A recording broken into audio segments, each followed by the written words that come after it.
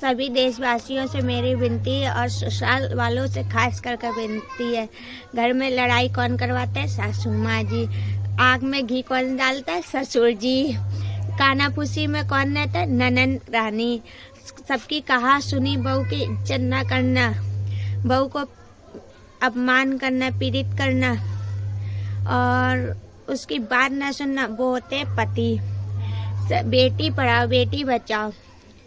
कोई भी बेटी दुखी रहेगी, मायके वाले पूरा साथ देंगे, उसको अपनी लड़की को देने में डरेंगे। इसी मारे कहते हैं ससुराल वाले अच्छे होना चाहिए। सास ससुर गलत है तो पति सही होना चाहिए, पति गलत है तो सास ससुर सही होना चाहिए। बहू हमेशा किसी एक के सारे अपना जीवन काट देती है, लेकिन उसे समझना ही चाहिए, क्योंकि देखो अपनी बेटी लाड से पालो, दूसरे की बेटी लाकर बेइज्जती करो, वो भी तो किसी की बेटी है, किसी की इज्जत है, किसी का सम्मान है। किसी के माँ बाप को गाली दो तो वो बर्दाश्त कर लेगी क्या? तुम्हारे माँ बाप क्या तुम्हारे होते? लड़की के माँ बाप क्या तुम्हारे नहीं होते? माँ एक होती है, वो एक पेट से बच्चों को जन्म देती है, एक पेट से बच्चों को जन्म देती है। हमारे माँ को कोई गाली देता है तो अपनी भी माँ देके, अपनी भी बहन बेटियाँ देके, किसी भी बहन बेटिया की तरफ उंगली ना उठाए। क्या पता आने वाले समय में आपकी भी बेटी हो सकती है, आपको भी भगवान ऐसा नहीं है बेटी दे ही नहीं या बेटी ले ही नहीं। इसी मारे कहते हैं बेटी पढ़ाओ बेटी बचाओ। कोई भी माँ बाप अपनी लड़की देने से नहीं डरेंगे। ससुराल वाले अच्छे होना चाहिए, संस्कारी होना चाहिए। अपने माँ बाप की इज्जत करो तो दूसरे की भी माँ बाप की इज्जत करो, क्योंकि वो भी आपके माँ बाप होते हैं। माँ बाप की बेइज्जती करना, माँ बाप की इज्जत उछालना, इससे घिनौनी हरकत ना करिए, घिनौनी हरकत से दूर बचिए। आप सभी से मेरी विनती है कि कृपया ऑल इंडिया भारत के सभी देश के कोने कोने ससुराल वालों से कहना चाहूँगी कि अपनी बहू को इज्जत सम्मान से रखिए। अपनी बेटी को जितनी इज्जत सम्मान देते हो उतनी बहू को इज्जत सम्मान देना चाहिए, क्योंकि आग लगाने बहू बेटा आएंगे या ना कि बेटी। लेकिन हमारा कहना, जितनी इज्जत सम्मान अपनी बेटी को देते हो, पलकों पे रखते हो, उतनी बहू को रखो तो बहू अपना कलेजा भी काट कर दे देगी। कलेजा काट कर जो अपने माँ बाप को छोड़ कर आती है, वो अपने माँ बाप को छोड़कर जो आती है वो दूसरे को माँ बाप समझती है, क्योंकि एक माँ बाप छूटते हैं तो दूसरे माँ बाप मिलते हैं, भाई बहन छूटते हैं तो देवर भौजाई जेठ जेठानी मिलते हैं, बहन छूटती है तो ननंद मिलती है, देवर छूटता है तो भाई मिलता है।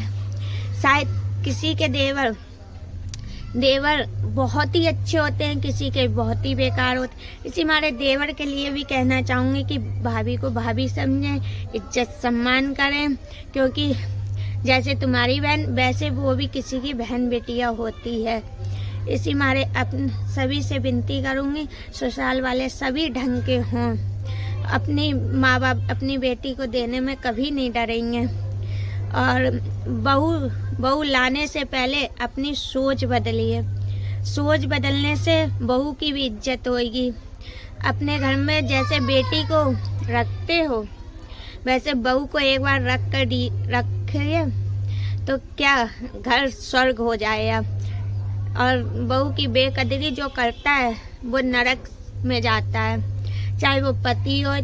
मैं ये नहीं कह रही हूँ बहू को गलती साबित करिए, बहू भी अपने माँ बाप को छोड़कर आती है तो अपने माँ बाप का प्यार चाहती है। इसी मारे तभी कहते हैं सोच बदलिए, बहू हमेशा सुखी रहेगी। इज्जत सम्मान करिए उसकी, इज्जत सम्मान नहीं करेंगे तो वो हमेशा आए दिन अपने माँ बाप से कुछ ना कुछ शिकायत करेगी, लेकिन हर जगह से दुख मिले तो माँ बाप से तो कहेगी ना। इसी मारे कहते हैं उसे इतने प्यार दिए कि कभी भी मैके की आन ना आए। कभी भी मैके की याद ना आए। इसी मारे कहते हैं बहू को सुखी रखिए, इतना प्यार करिए, इतना प्यार, खास कर पति के लिए कह रही हूँ मैं, इतना प्यार करो, इतना प्यार करो जो वो पलट कर कभी भी तुम्हारी एक तो बुराई ना सुने। ऊपर से दूसरी बात, वो मैके में इतने तारीफ करो, इतनी तारीफ करेगी जो उस दिल भर जाए। माँ बाप भी सोचेंगे कि हाँ मेरी बिटिया सुखी है। अंदर अंदर टॉर्चर नहीं करना चाहिए बेटी को या बहू को। अंदर से दिमागी टेंशनों में वो जीती है, लेकिन ऊपर मन से सुखी रहेगी। माँ बाप सोचेंगे सुखी है, लेकिन नहीं, अंदर दिमागी टॉर्चर नहीं करना चाहिए। इसी मारे कहते हैं हर पति को अपनी पत्नी के लिए सम्मान, इज्जत, प्यार, मोहब्बत सब कुछ देना चाहिए। जितना अपने माँ बाप को करते हो उतना बहू को करो, अपनी बीवी को करो। शायद वो कितनी भाग्यशाली होगी, वो अपने मन में भाग्यशाली सोचेगी कि मैं कितनी भाग्यशाली हूँ, मुझे ऐसा पति मिला।